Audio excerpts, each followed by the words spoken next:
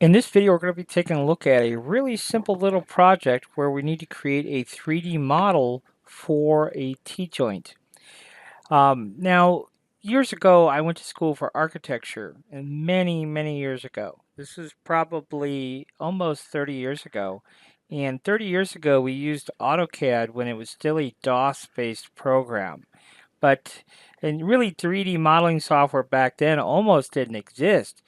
Um, and so I always learned to create things from a 2D perspective.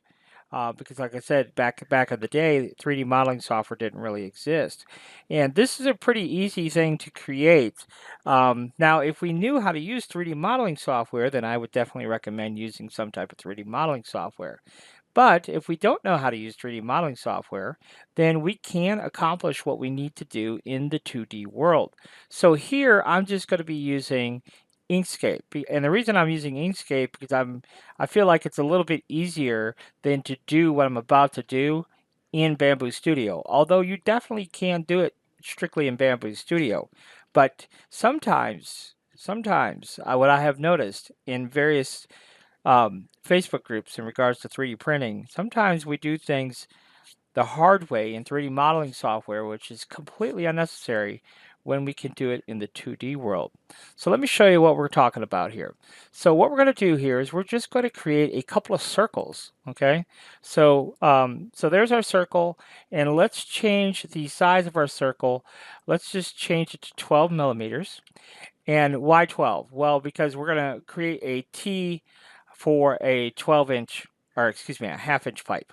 Okay, let's just say we're doing a half-inch EMT or half-inch PVC pipe, whatever the case is, and we need a connector. So we would get the diameter of the pipe, make sure it can fit in our T, but this is just generically to show you how it's done. So we're going to right-click here and choose to duplicate this existing circle, and then we're going to apply a path effect. Okay, so we'll come down here to path effects, and then we're going to do an offset path effect, and we're going to have to decide how big we want our offset to be. In this case, I'm going to say I want the wall of my T-joint to be 3 millimeters. Okay, I don't know exactly how wide you really want it, but we'll just say 3. We're going to select both of those circles, and then we're going to come here and center them together. So we're going to choose last selected and click vertical and horizontal centers, and then we're going to come up here to path, and we're going to choose combine. Okay, now essentially we are complete. Essentially, that is basically what we're doing here. So let's go ahead and hit file and save. I know it seems a little silly, but that is, believe it or not, that's a little bit easier to do here in Inkscape than it is over in Bambu Studio. But let's go ahead and save this as, we'll call it pipe T. Okay, something like that, pipe T. Pipe T. Let's do this too. Let's go ahead and let's break this apart a second. I did forget one other thing. Let's go, let's give that a different color so we can see that. And let's put that on top so we can see it a little bit better. Okay, so this one here, we're going to duplicate. We want 2 of those. And then we'll go ahead and take those 2 and do path and combine. And we'll hit save. Path combine. And then, yes, we will give those a color. Beautiful. And then we'll hit file and save again. So still pipe T. Now we can pop over to Bambu Studio to create our T. All right, so now we are in Bambu Studio where the magic is going to happen. So let's go ahead and import what we created in Inkscape. So there is our pieces, and they are going to come in together as an assembly, and they are going to come in together 10 millimeters thick. And let's go ahead and name these. So this is going to be, let's see what that's going to be. Let's call this the cutter. So we're going to call this cut 1 for this exercise. And then this we're going to call pipe. Let's call it pipe 1. Okay. And how big? How big are we going to make this? Let's say we're going to make it, let's do 75 millimeters tall. That's 3 inches overall. Okay, 3 inches overall. So I think that works. All right. So, and I thought we grabbed both of them. So let's go ahead and make that 75 as well. Okay, for this purpose. All right. So if we want to, on the cut one, let's go ahead and give it a different color just so you can see this a little bit better.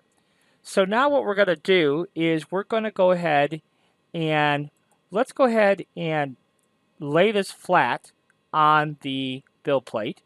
So we're going to go ahead and lay this down in the Y here. We're going to do 90. Just lay it down. Okay. And now what we're going to do is we're going to select, we're going to hold our shift key down and select that. And we're just going to copy and paste. So now we have a duplicate assembly. And let's go ahead and rotate that. In this case, we are going to rotate it in the Z 90. Okay. So now you can kind of see how the one pipe is intersecting the other pipe. All right. So this is really too long for our purpose now. So let's go ahead and change the scale of that. Instead of 75, let's do 35. Okay. So that's just a little bit more than an inch. But, you know, obviously you can change these values to whatever you want them to be. But all we're going to do is we're going to move this so that piece touches the other piece, okay? And, you know, something like that, all right? So now what we're going to do now, so this piece here, let's go ahead and name it pipe 2. So that is part of another assembly. Now what we need to do is we need to bring this all into one assembly, shift select everything, right click and choose merge, and then all of that becomes one assembly. So now we can go ahead and try and cut what we need to cut here. So we're going to select our assembly and we're going to go into our mesh boolean tool. And what are we looking to cut? Well, we're looking to cut, let's go ahead and move everything over here. And this too. So we want cut 1. We're going to move over here. Okay. So only cut 1. So this pipe here, we don't want. And what else do we want? We need both cut ones. Okay, I can buy that. So we won't take that. We just want to cut 1 here. So both cut 1s. And we're going to cut pipes 1 and 2.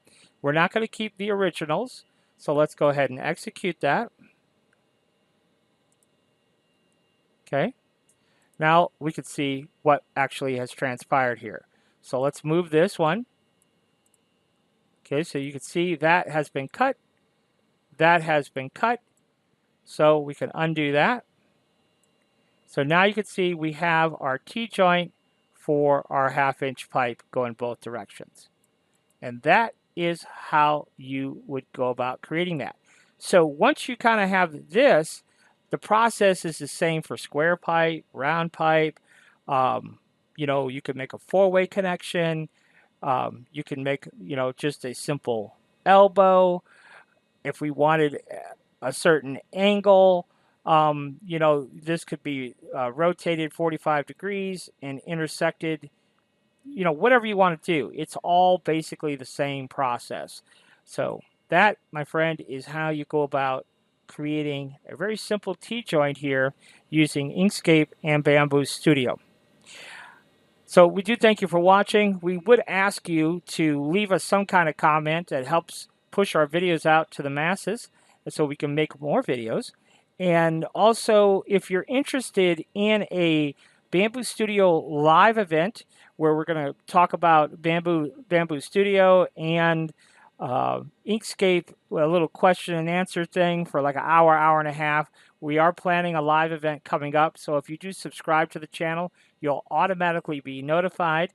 But if that's something you might be interested in, if you can leave us a comment to say, hey, yeah, that's a good idea of doing a live event. We're interested in doing that if we get enough interest.